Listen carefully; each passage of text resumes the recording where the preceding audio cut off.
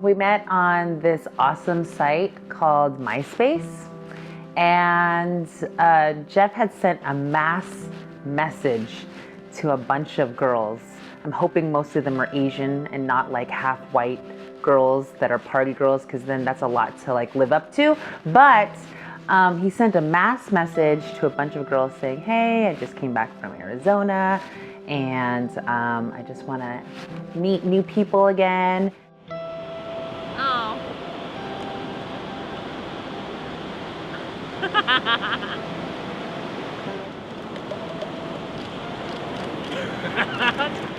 So I kind of found like 20 different people and I just sent a mass message to all the girls on there. And well, luckily, Jen was one of them that responded. Well, 1 out of 4. But she's the one who responded and we were chatting after that. How do you blow smiling?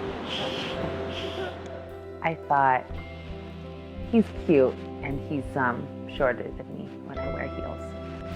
But there's a lot of love for the short man, because the short man needs love too. But no, one of my first impressions was he was just really sweet, and he put on so much cologne that he said he bought at Ross or Marshall's. It was Curvay. It was so like La Toilette, El Toilet, what is that perfume? I don't know. Anyway, that was my impression.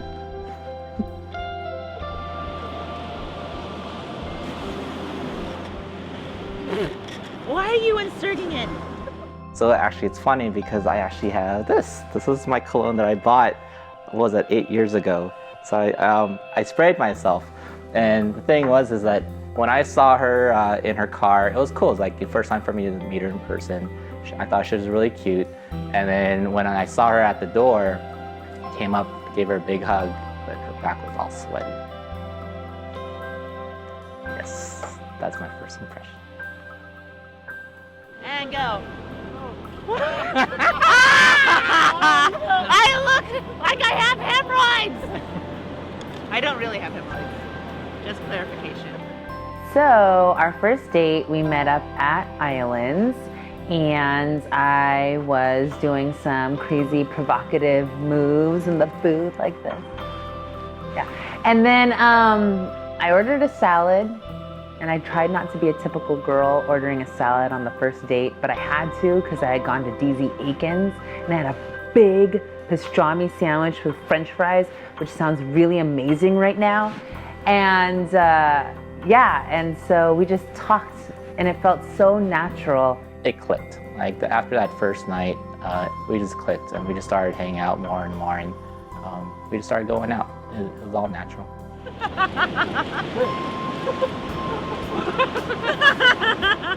Jeff has this thing where he doesn't like food to touch his face, so he won't eat corn on the cob in public. If he eats ribs, it's like in a very intimate setting with people that he really is comfortable with, because he doesn't like it all over his face, which is weird because he loves Carl's Jr., isn't it, that the logo? Anyway, so yeah, he doesn't like that. When we first met, he used to say irregardless, and that's not a word. And I had to show that in the dictionary, and I was like, are you, I don't know, ghetto? Did you learn this in Arizona? And then his friends, they say irregardless too, so it must be like a weird Filipino Mira Mesa thing. So yeah, I nipped that in the butt real quick. Stop it. Well, she doesn't have a filter. Yeah, she doesn't have a filter. I don't know how to stop her from talking. But it's really weird though, because like whenever I start talking, like she has this thing, like you don't know, but she actually counts how many words you're saying. So like, and she has to like kind of stop at a certain sentence until the count stops, and then she restarts counting. So it's like she's overthinking, like it seems like she's overthinking, but she's really counting the number of words. So she hates that about me because I start mumbling, and I think it's because she doesn't know how many words to count.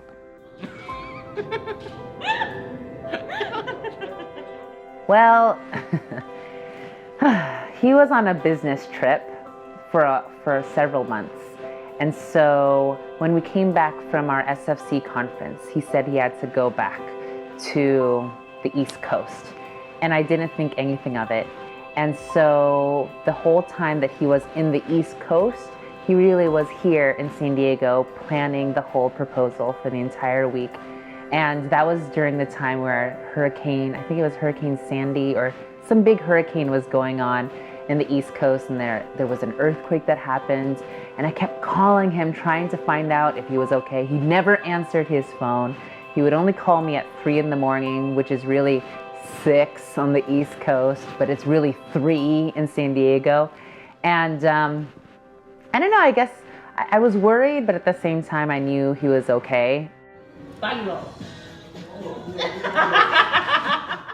Yeah, it was funny. It was she thought I was flying out, and on that week, that's when there was an earthquake in East Coast, and everyone started freaking out about the earthquake because, you know, East Coast people don't know how to deal with earthquakes. And then that's when there was also the hurricane, Hurricane Irene. So like she was totally freaking out for like my safety and everything. But in any case, like, she thought I was in the East Coast. All in all, I was actually in San Diego preparing for the proposal. I had friends come, and we were trying to find a spot, so we found Wind and Sea near La Jolla. We were about to have roasted or like Chinese duck at the local Ranch 99, and I was so starving, and I was pissed off that Primo called and he said, "Oh, just tell her I broke my ankle. We're over here at Wind and Sea." And then I thought to myself, that's kind of fruity, a bunch of guys fishing at a romantic place, and I want my duck. And I told Rose, like, please, can I just order my duck before we go and pick up your boyfriend with his busted ankle and his dumb friends that just left him there and we have to pick him up by ourselves? And so she's like, no, I promise you I'll get you duck afterwards. And the whole time we were driving to Wind and Sea, I was like, I need my duck. That's all I care about. I need my duck now. I need that fat skin goodness in my mouth with some rice. Cha-cha-cha, right and cha-cha-cha, and then left and say yeah. We coaxed her, Rose and Primo coaxed her to go there that night. And she was surprised because it was, you know, right at sunset. She came down and she was surprised that I was there. So it was a whole week of planning. And me hiding in my room with the light turned off because I totally thought that she would like drive by, check up on me for some strange reason. But yeah.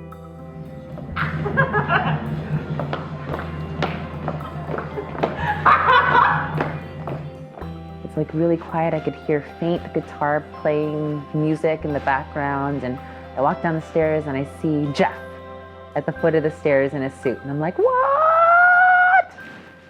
And the whole time I was thinking to myself, why are you here? How did you get here so early? There's a hurricane. You should be in a blizzard or in a hurricane or in an earthquake on a plane with a snake on the plane. But that didn't happen. So I walked downstairs and he was like, I love you. I've been here this whole time. I was punching him and I was like, I thought you were dead. I didn't really think he was dead, but you know. So anyway, and then he got down on one knee at the end of the tiki torches. I looked to my side. There's like all our close friends. He got down on one knee. He didn't say irregardless of life, I love you. He gave a really beautiful little speech and then told me he loved me and asked me to be his wife.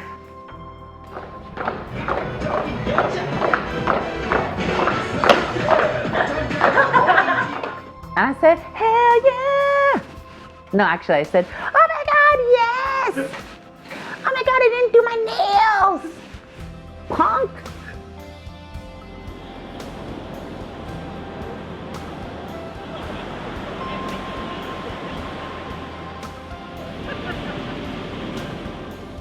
Honey, I'm going to go and get a wax service just for you, but that's a private moment between you and I.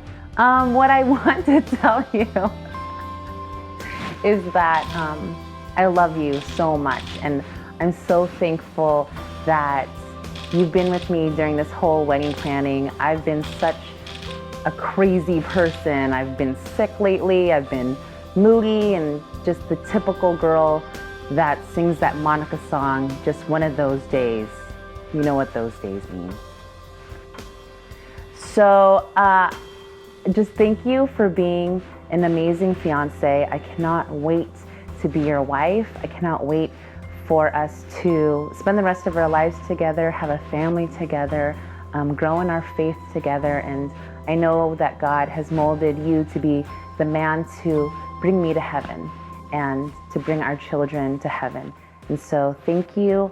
I love you and can't wait to NFP. I think you're the most beautiful person in the world, and I love you for who you are. So constantly, I think with both of us, instead of focusing on the struggles in life and the hardships, is really we're gonna focus on all the blessings that we have and all the good times, and just build up from there. So I'm just excited for our next phase, for us to be married, for us to have kids, and for us to have grandkids. So yeah, NFP.